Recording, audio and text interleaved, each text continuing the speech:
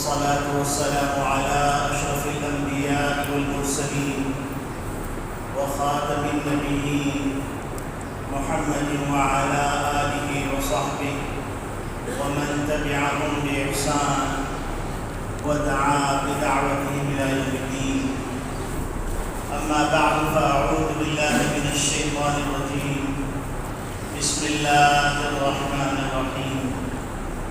قال الله تبارك وتعالى: يا أيها الذين آمنوا اتقوا الله حق تقاته ولا تموتن إلا وأنتم مسلمون.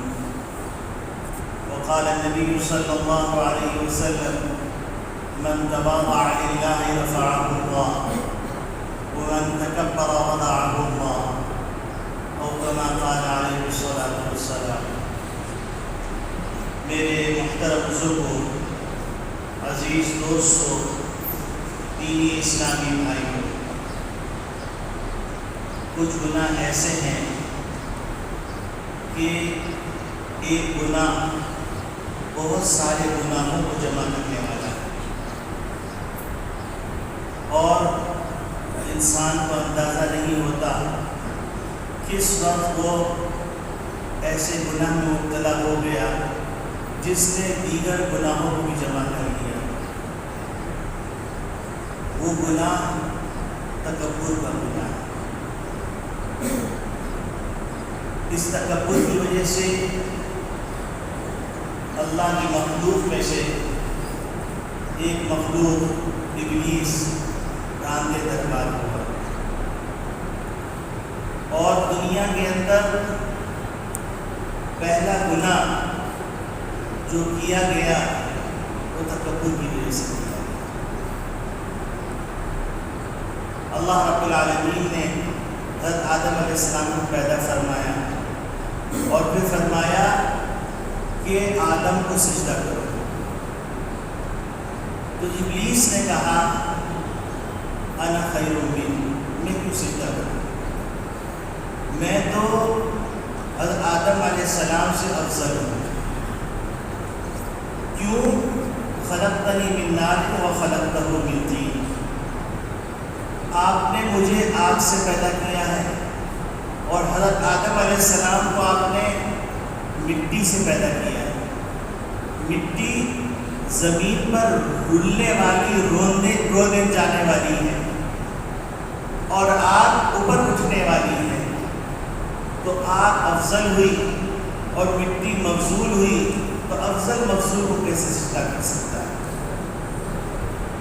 تو اللہ رب العالمین نے اس کو راندے دربار کر دیا، اور یہی تکبر ہے کہ جس نے اللہ کے احسانات کو فراموش کر کے ایک ذات کو اللہ کے مقابل لا کے کھڑا کر دیا۔ وہ فرعون کہ اللہ رب العالمین نے اس کو زمین پر بادشاہت دی، تو وہ کہنے لگا انا ربکم الاعلی، میں تمہارا پروردگار ہوں، میں تمہارا پالنہار ہوں۔ اور اللہ رب العالمین نے ایک اور ذات پر احسان کیا، تو وہ ذات بھی اللہ کے مدعے کا مقابل آ گئی، اور اس کی بنیادی وجہ تکبر۔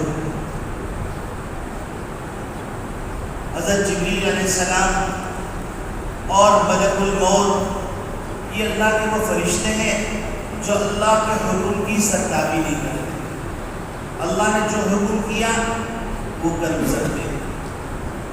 ایک دفعہ اللہ رب العالمین نے ملک الموت سے پوچھا کہ یہ بتلاؤ تمہیں کسی روح قبض کرتے ہوئے کبھی ترس آیا؟ تو ملک الموت نے کہا کہ 2 موقع ایسے آئے ہیں جس میں مجھے ترس آیا، لیکن آپ کا حکم تھا، میں نے اس حکم کو پورا کیا۔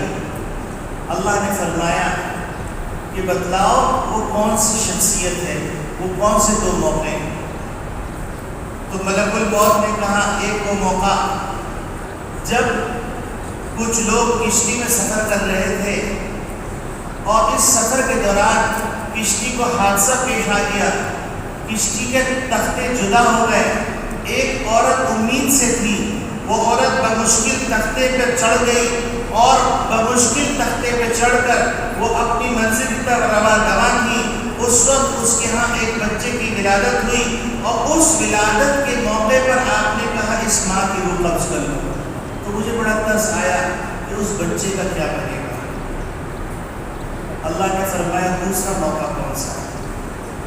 کہنے لگے دوسرا موقع وہ ہے جب شداد نے جنت بنائی، اور جنت بنا کر اس نے یہ طے کیا کہ جب تک جنت مکمل نہیں ہوگی میں اس کا قدم نہیں رکھوں گا، اور جب جنت مکمل ہوئی اس نے دروازے پہلا قدم رکھا، آپ نے فرمایا اس کی روح نکال دو، تو مجھے ترس آیا کہ اس نے اپنی بنائی ہوئی جنت بھی نہیں دیکھی۔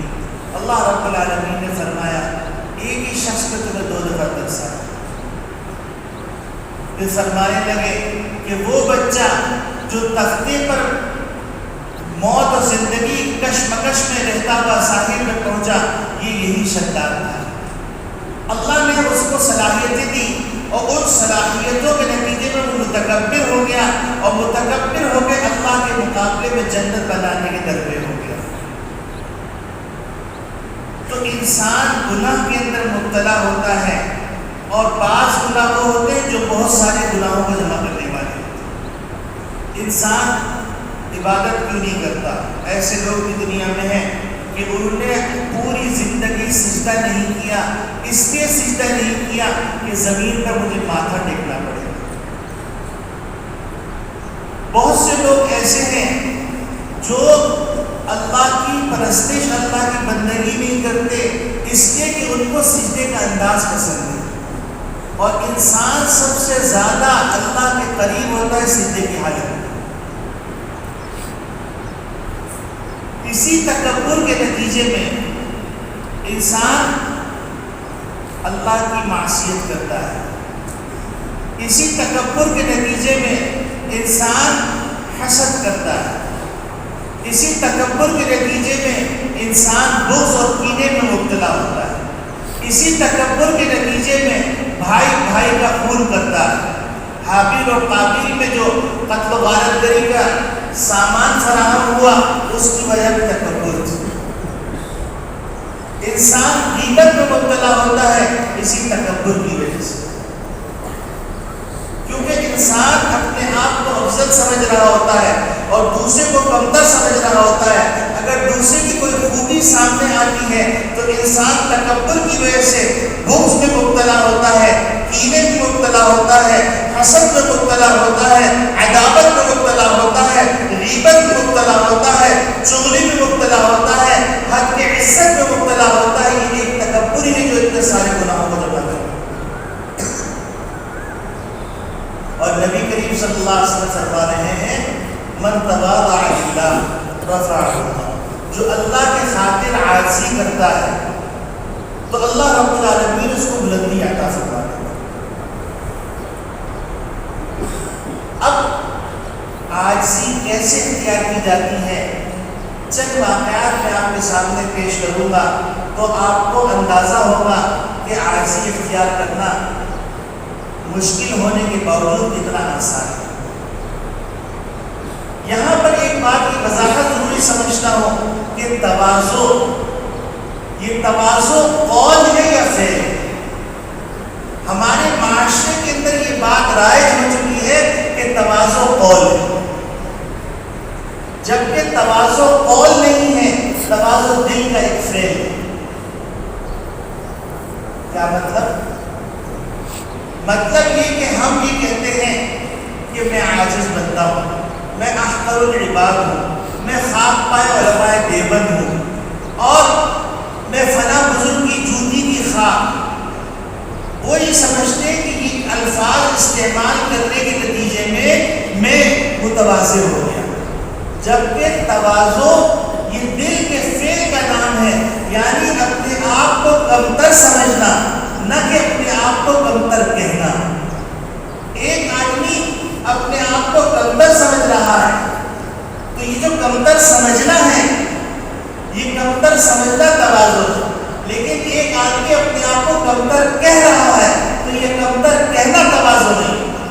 یہی وجہ ہے کہ اگر کوئی آدمی آپ کے کے سامنے کہہ رہا ہوں میں حقیر، میں فقیر، میں پرتقصیر، میں احقر العباد، میں خاک پائے علماء دیوبند، میں حضرت کی جوتیوں کی خاک، تو اگر آپ نے ان سے کہا ہاں میاں آپ بالکل صحیح کہہ رہے ہیں، آپ ہیں ہی ایسے، تو ایک دم چہرے کا رنگ متغیر ہو جائے گا، اور متغیر ہونے کے بعد کہنا شروع کرے گا ارے میاں ہم تو اتنے حج کیے ہوئے ہیں، ہم نے اتنی ریاستیں کی ہیں، ہم بزرگوں کے پاس جاتے ہیں، ہم نے بزرگوں کو دیکھا ہے، ہم نے بڑے بڑے بزرگوں کو دیکھا ہے، آپ کی کیا اوقات؟ تو معلوم یہ ہوا کہ یہ تواضع قول کا نام تھا، تواضع فعل کا نام نہیں تھا، حالانکہ تواضع فعل کا نام، اور وہ بھی دل کے فعل کا نام، چاہے منہ سے ایک لفظ نہ کہا لیکن اپنے آپ کو کمتر سمجھا، تو یہ تواضع ہے۔ اب یہاں پر ماہر نفسیات ایک سوال اٹھاتے ہیں کہ احساس کمتری مبتلا ہونا یہ نفسیاتی بیماری ہے، اور آپ یہ کہہ رہے ہیں کہ تواضع اختیار کیجئے، تو تواضع اختیار کرنے کا بڑا مقام ہے، بڑا بلند مرتبہ ہے، تو اب آپ بتائیے کہ آپ لوگوں کو احساس کمتری کی دعوت دے رہے ہیں، یہ دعوت دینا صحیح ہے غلط ہے؟ تو یاد رکھیے احساس کمتری بیماری ہے، تواضع شرف ہے۔ احساس کمتری اور تواضع میں بنیادی فرق ہے۔ احساس کمتری پیدا ہوتی ہے ناشکری کے نتیجے، یعنی انسان یہ کہہ رہا ہوتا ہے میں زیادہ چیز کے قابل تھا لیکن مجھے کمتر ملا، جو اس کو نعمتیں ملی ہیں اس نعمتوں میں اس کو سکون نہیں ہے، اس کو اعتراض ہے، اس کو اللہ کی تقدیر پر اعتراض ہے، اس کو اللہ کی تقسیم پر اعتراض ہے، وہ اس لیے احساس کمتری میں مبتلا ہوا۔ جبکہ تواضع، یہ تواضع جو ہے احساس کمتری کا نتیجہ نہیں ہے، بلکہ تواضع اللہ کی نعمتوں کا استحضار کر کے اس کے شکر کرنے کا نتیجہ ہے کہ میں تو اس قابل نہیں تھا لیکن اللہ نے مجھے میری اوقات سے زیادہ دیا۔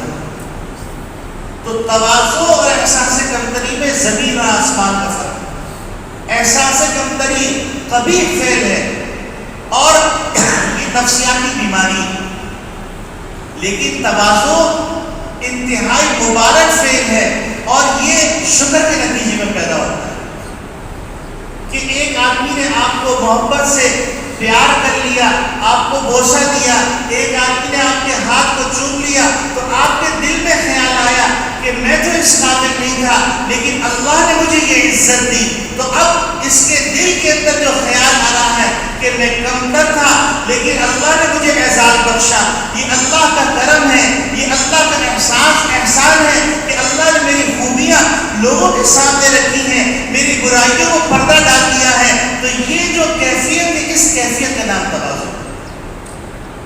اور ہمارے اکابرین میں تواضع کا حال کیا تھا؟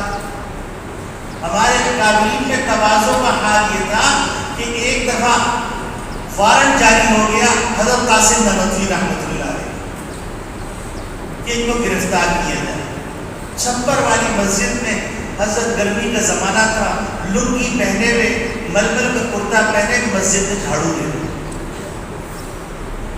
تو ایجنسی کے لوگ آئے اور آنے کے بعد حضرت قاسم نانوتوی رحمۃ اللہ علیہ سے پوچھا کہ مولوی صاحب، بڑے مولوی صاحب یہی ہیں؟ حضرت سمجھ گئے کہ یہ ایجنسی کے لوگ ہیں، تو حضرت 2 قدم پیچھے ہٹے، آپ فرمانے لگے یہیں پر کچھ دیر پہلے قاسم نانوتوی صاحب تھے۔ وہ یہ سمجھا کہ یہ خادم ہے اور یہ بتلا رہا ہے کہ مسجد کے اندر قاسم نانوتوی موجود تھے، حالانکہ وہ ایک اشارہ کیا تھا اس جگہ کی طرف جہاں 10 سیکنڈ پہلے خود کھڑے رہے، وہ وہاں سے چھوڑ کے چلا گیا۔ اور قاسم نانوتوی رحمۃ اللہ علیہ کا مقام کیا ہے؟ ان کا مقام یہ ہے کہ جتنے آج دنیا کے اندر علماء بن رہے ہیں یا جتنے دین کا کام ہو رہا ہے اس میں کچھ نہ کچھ حصہ قاسم نانوتوی رحمۃ اللہ علیہ کا، ان کو اجر مل رہا ہے۔ اور اتنے پائے کے بزرگ تھے، اتنے پائے کے بزرگ تھے کہ ایک دفعہ سنت کے مطابق جب وارنٹ جاری ہوا تو انہوں نے ایک آدمی سے اجازت لی اور اس کے گھر میں قیام فرما لیا، اپنے گھر کو چھوڑ کر۔ ایجنسی والوں کو اطلاع مل گئی کہ قاسم نانوتوی رحمۃ اللہ علیہ اس گھر کے اندر موجود، اس نے چھاپا مارا ایجنسی کے لوگوں نے، جب چھاپا مارا تو جو مالک گھر تھا اس نے کہا کہ حضرت چھاپا ہو چکا ہے، ایسا کریں میرے گھوڑوں کے چارے کا جو استبل ہے اس استبل میں آپ تشریف لے جائیے تاکہ وہ گھر کی چیکنگ کر کے چلا جائے۔ حضرت قاسم نانوتوی رحمۃ اللہ علیہ باڑے کے اندر چلے گئے، استبل میں چلے گئے۔ اب وہ ڈھونڈتا ڈھانڈتا آیا، اب اس نے جب استبل کا دروازہ کھولا تو وہاں پر پانی تازہ تازہ پڑا ہوا تھا لیکن کوئی تھا نہیں، اور وہ آدمی جس کا گھر تھا وہ کہنے لگا میرا کلیجہ منہ کھا رہا تھا کہ میرے گھر سے قاسم نانوتوی کو گرفتار کر لیے گئے، لیکن وہاں تو کوئی تھا ہی نہیں، حالانکہ میں نے خود ان کو وہاں پہنچایا تھا۔ ایجنسی والے نا امید ہو کے چلے گئے، انہوں نے دوبارہ دروازہ کھولا استبل کا تو دیکھا حضرت قاسم نانوتوی رحمۃ اللہ کے چبوترے میں نماز پڑھ رہے۔ انہوں نے کہا حضرت کہاں چلے گئے تھے آپ؟ کہنے کہ میاں میں وضو کر کے نماز کے لیے کھڑا ہو گیا۔ اللہ رب العالمین نے ان کو یہ کرامت عطا فرمائی کہ اس نے اس جگہ موجود ہونے والی ذات کو بھی نہ دیکھ پایا۔ تو اللہ کے کتنے مقرب بندے ہوں گے، کتنا اونچا مقام ہوگا۔ اسی طریقے سے ان کے شیخ جو شیخ الہند رحمۃ اللہ علیہ کے نام سے معروف ہے، محمود الحسن رحمۃ اللہ علیہ، جن کا شہرہ پورے بر صغیر میں تھا، افغانستان میں تھا، ترکی میں تھا، پورے علاقے ان کی وجہ سے حرکت میں تھے۔ انہوں نے تحریک آزادی شروع کی۔ تو ایک بزرگ تھے اجمیر میں رہتے تھے، مولانا معین الدین اجمیری رحمۃ اللہ علیہ، انہوں نے ارادہ کیا کہ چلو ایسا کرتے ہیں کہ شیخ الہند رحمۃ اللہ علیہ سے ملاقات کرتے ہیں۔ اب ریلوے اسٹیشن میں پہنچے، لوگ سب جانتے تھے، انہوں نے کہا مجھے جو محمود الحسن صاحب رحمۃ اللہ علیہ کے گھر پہنچا دو۔ تو ٹانگے والے نے کہا بڑے مولوی صاحب کے گھر جانا ہے؟ تو انہوں نے کہا ہاں، تو وہ لے جا کر انہیں دروازے پہ پہنچا دیا۔ دروازے پہ دستک دی تو ایک صاحب نکلے، انہوں نے کہا کہ جا کے اندر اطلاع دو کہ اجمیر سے معین الدین آیا ہے آپ کی زیارت کے لیے، بڑے حضرت صاحب کی زیارت کے لیے۔ تو انہوں نے کہا حضرت گرمی میں تشریف لائے ہیں، آپ ایسا کیجیے میرے ساتھ جو ہے اندر چلیے۔ انہوں نے وہاں پر ان کو بٹھا دیا۔